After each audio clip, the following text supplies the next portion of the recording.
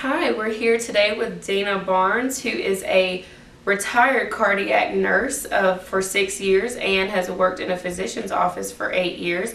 We are so happy to have you here today speaking about the cardiac events and the Go Red project in particular. I know that you have had both a professional and a personal experience with your spouse being involved in cardiac events, as well as your profession being involved in that as well. So I'm so happy to have you here. I'm particularly interested in everything that you have to share with us today because I am a certified personal trainer and I promote the preventive measures of this. So I'm excited to know everything else that you have to contribute to what I already know. So without further ado, welcome, and I'm happy to have you here. It's such a pleasure to be here with you, Chelsea. Thank you for having me. Of course, we're glad that you're here. With heart disease being one of the leading causes of death in our country, what information can you share with us in regards to what's most important for us to know?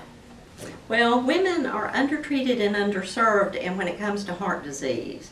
And heart disease has long been associated with men. The truth is it affects both sexes about equally. However, men tend to be treated more aggressively and earlier in their disease. Women sometimes present later and often have more extensive disease, but more women than men die from heart disease in the U.S. today. And probably some of that it comes from women just not knowing what is wrong with them. Mm-hmm.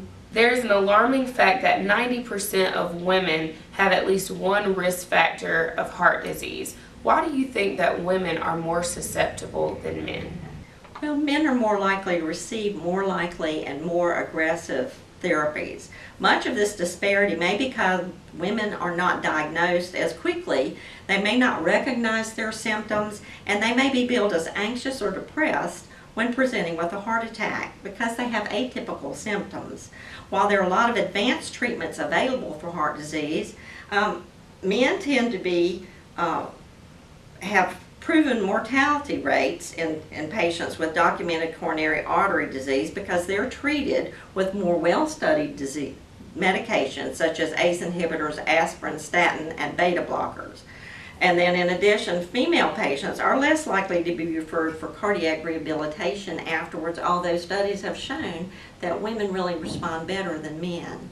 Women are caretakers. They look after their families, their children, the elderly, and their husbands. So sometimes they put off looking after themselves. What preventive measures would you suggest to lessen our chances as women of getting heart disease?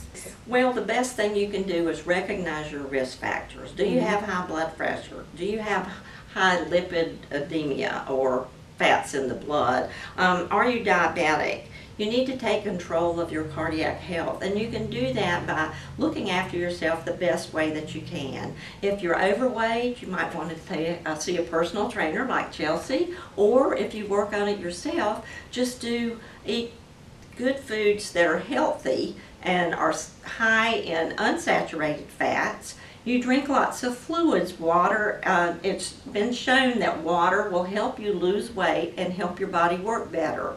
In fact, for your weight, if you drink half your body weight in ounces every day, like a woman, if you weighed 150 pounds, that's 75 ounces of water. Or a man who weighed 300 pounds, that'd be 150 ounces of water. You don't want to drink it all at once, but you may just decide one day you're going to write down how much fluid you're drinking, see how close you come to half of your body weight in ounces, because that's what you need to perfuse your kidneys and your liver and make everything work the best way it can. It seems that you're extremely passionate about what you do with your job and just the information that you've shared with us thus far. So in terms of your profession, what has been the most challenging part of your job and why?